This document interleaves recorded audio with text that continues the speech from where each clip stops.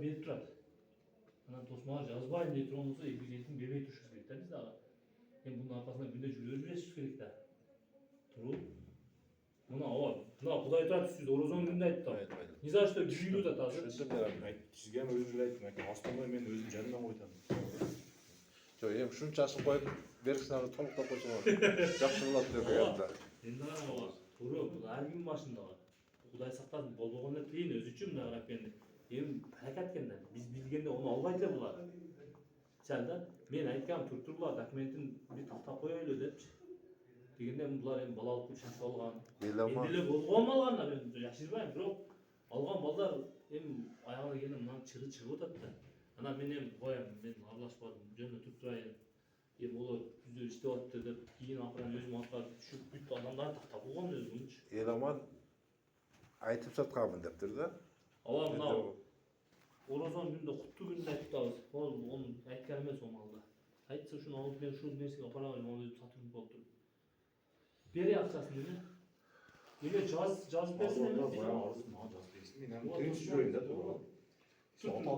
Атама сені çaldırdı bize. Жоқ, атама çalmadı. Atam gece sabah beni söktü bir şey kötü oldu. Кем отыру керек ама.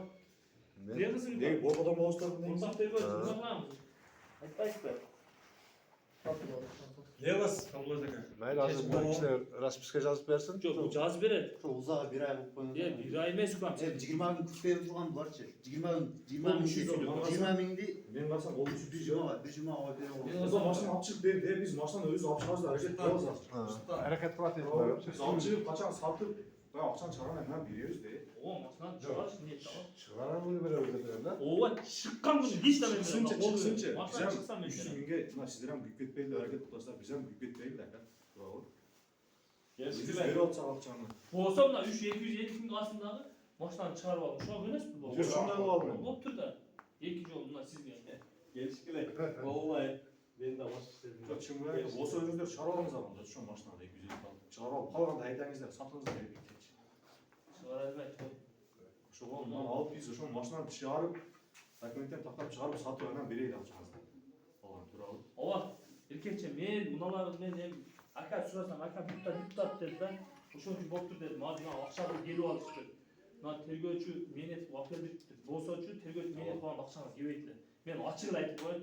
Мен ошол жерден суу кетип алсам ака коюң, мен мына акчасын койдуп айтып алдым деген үчүн азыр кайра мынаны чакырдым.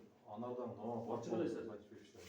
Men işimi buzbay turu degenden tergөөчү түшүндүк болуп как форма кийген катары мен булар неге өлесине 250 күн учуп кетип келдим эле өзүчү. Жана мен мына жазып бериңер мага.